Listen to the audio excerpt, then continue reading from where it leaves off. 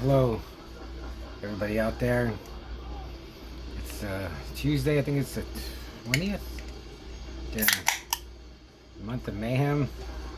And someone gave me a twisted tea.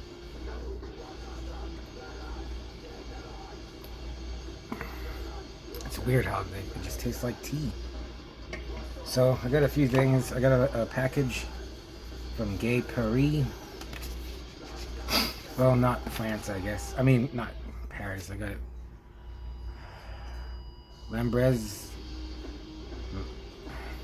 Le Douai.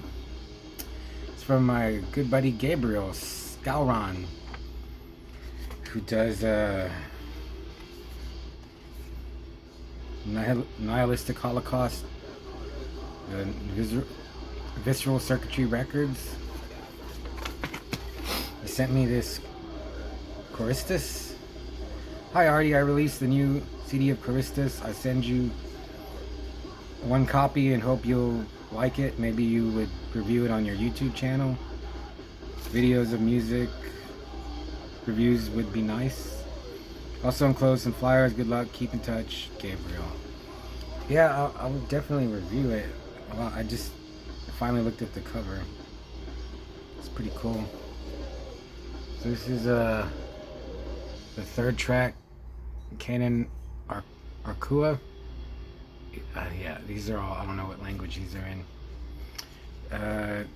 I gotta give it a good listen, but he sent me, I don't know if he sent me one of their older releases, and I listened to it and I was like, yeah, it's pretty good. Then I listened to it again and I was like, man, this is some really good, like, fast, hardcore, like, grindy type stuff.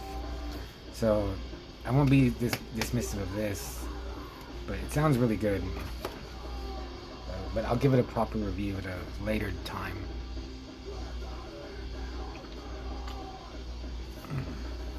But I'll put his contact info so you can check out. He's put out a lot of good stuff. So I'm gonna do a quick double review. But I got some stuff today. I got No Way Home on Blu-ray. This was $8. You know, now with shipping. I have a VHS, and then I was just looking at 7 because I really want to order like Day of the Beast or Night of the Demon. I guess I should order both of them at the same time, but I was looking, you know, and then this was $8. I was like, holy hell! I was like, I gotta get it. Then I got Papaya, Love Goddess of the Cannibals. I wanted all the cannibal movies. I pretty much got them all.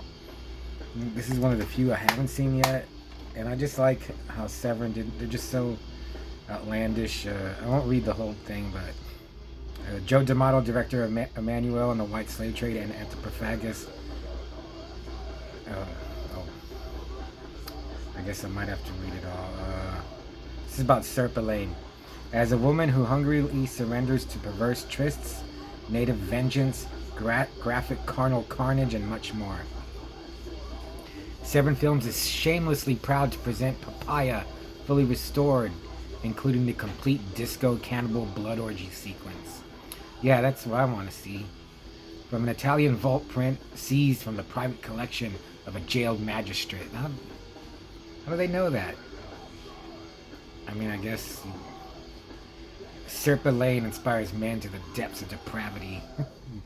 Oh, she does. I want to see it. Serpa.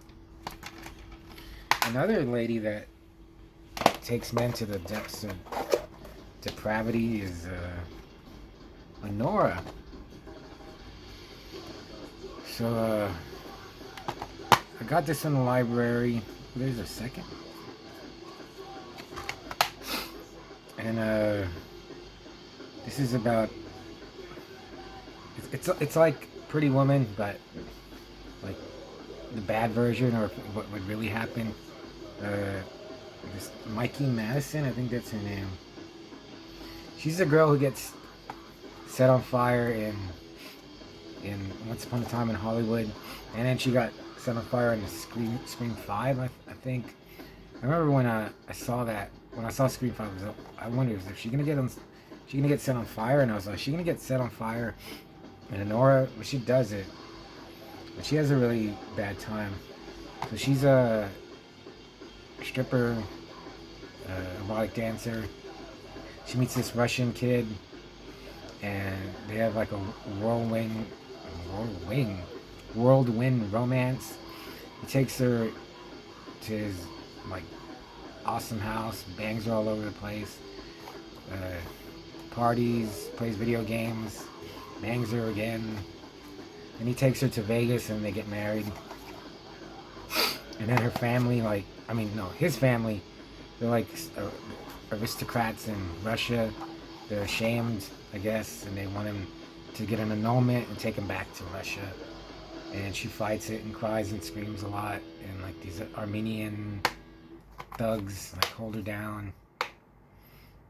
And then they get the marriage annulled. And she has sex with one of the thugs at the very end. So it was okay. I liked. It's really long. It's like 2 hours and 18 minutes. That's just.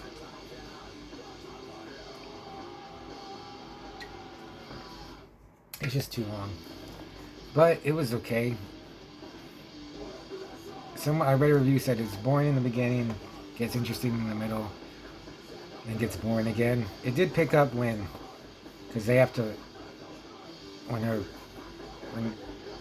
the Russian dude Vanya, when he feels the forces of his parents and the Armenian thugs hammering down on him, he just runs away. So it turns into like, oh, we gotta find Ivan. So they're driving all over the place looking for him. Like three Armenian thugs and Anora. And that could have been like a comedy or just like a fun midnight movie. But then then they find him, and then it's just a lot. And I actually did there's a thug named Igor, and I liked him. Him and Anora have like a tension between them, and I like that part. I like that part better. The movie was okay, but I like that part because Igor is just like a dumb, tough guy. He wasn't cruel. He they just tell him what to do, and he does it for whatever reason, whatever they have on him. That's all he can do, I guess. But he was nice to her, even though he has to restrain her. And then she has sex with him at the end, and then it ended. And then I guess he won a bunch of Academy Awards.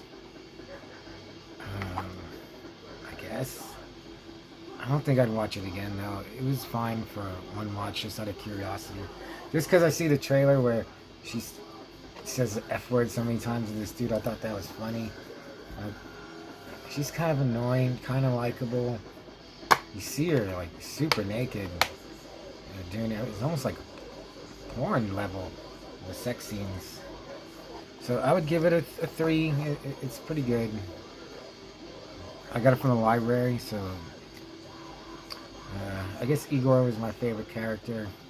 I liked her husband at first. He just seemed like an okay dude, but then he's just a real wimp. He just wants to stay rich and not have to work. He'll do whatever his parents tell him to.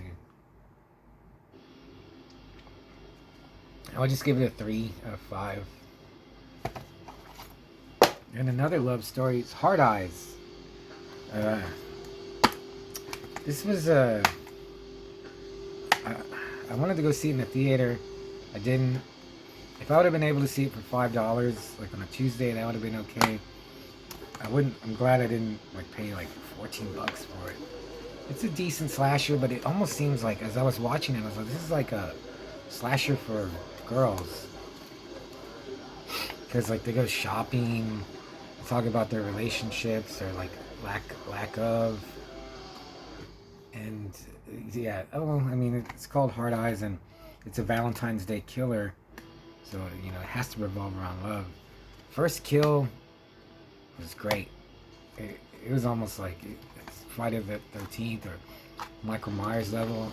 And I thought Heart Eyes looks cool. And the beginning almost, it starts out just like a cynical romantic comedy would. So that it's like a slasher wrapped in that. And it tries to be really funny, or it tries to be funny. Most of the time I thought it was. The main girl is okay. She likes this dude, Jay, I think that was his name. He was pretty cool. Whoever this guy was, very likable.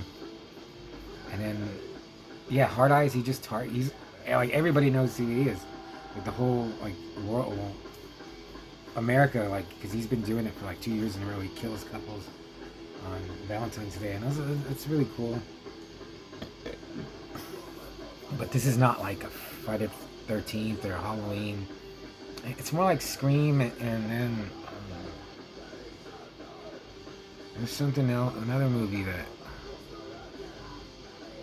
almost like had to feel like if you saw the Happy Death Day.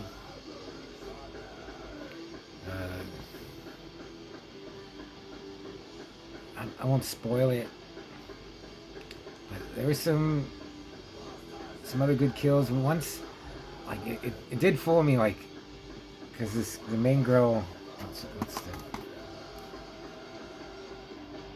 It doesn't even say her name. Like it just says, for the past several years, the Heart Eyes killer has wreaked havoc on Valentine's Day by stalking and murdering romantic couples. This Valentine's Day, no couple is safe. So that girl, like, she has a work meeting with the lead guy, and Heart Eyes sees them. He thinks they're a couple, so he wants to kill them. And that was funny. Like, we're not a couple, but he's already set his sights on them. A couple of, like I said, there's a first kill was good. It's not gory. It's not like Terrifier or Thanksgiving. There are some decent kills. And then at the end, there's one pretty gruesome killing. And I was like, wow, like, this is pretty sick and looked good. The movie's really dark, I noticed. It's only an hour and 37 minutes. And at like an hour and 10 minutes, like it seems like it's over, and I was like, no, what? There's gonna be a twist. I didn't like the twist. Didn't ruin it, but I don't want to ruin it for you. But I was like, okay, it's fine.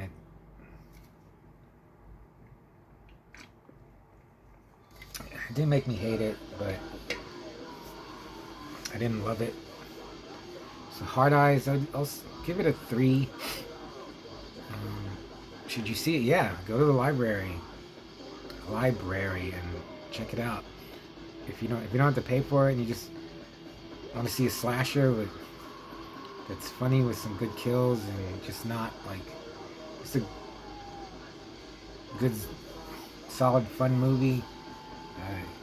Heart Eyes. I wonder if they're gonna make a sequel because he looks cool. And there's a part where he has night vision. And I saw that in the trailer where his heart eyes turn red.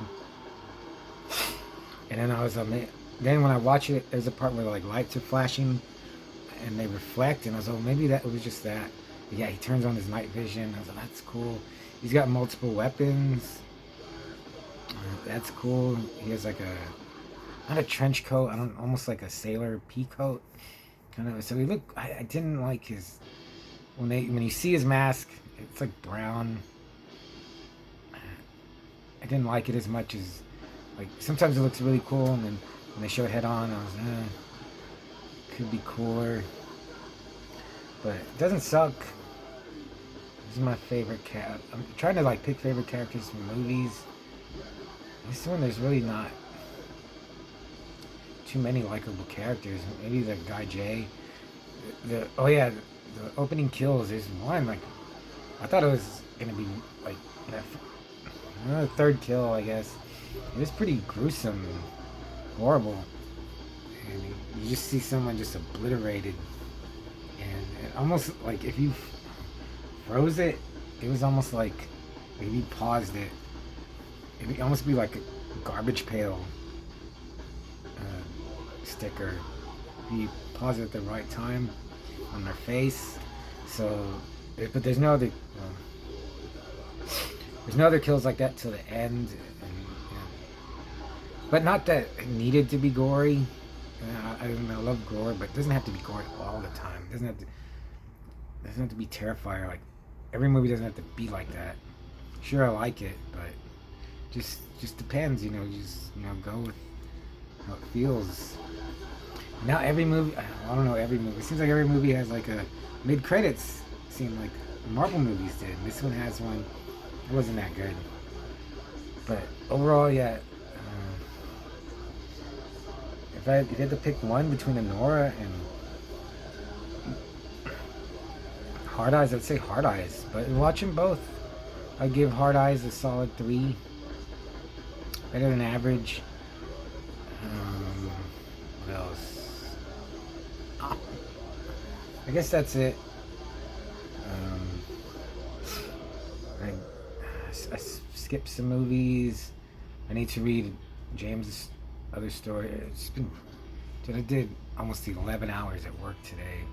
And it was really, and I wasn't exhausted. I was tired, but I wasn't like destroyed like sometimes. Like even working for like 4 or 5 hours, I get more tired. And it was busy, and I actually felt good.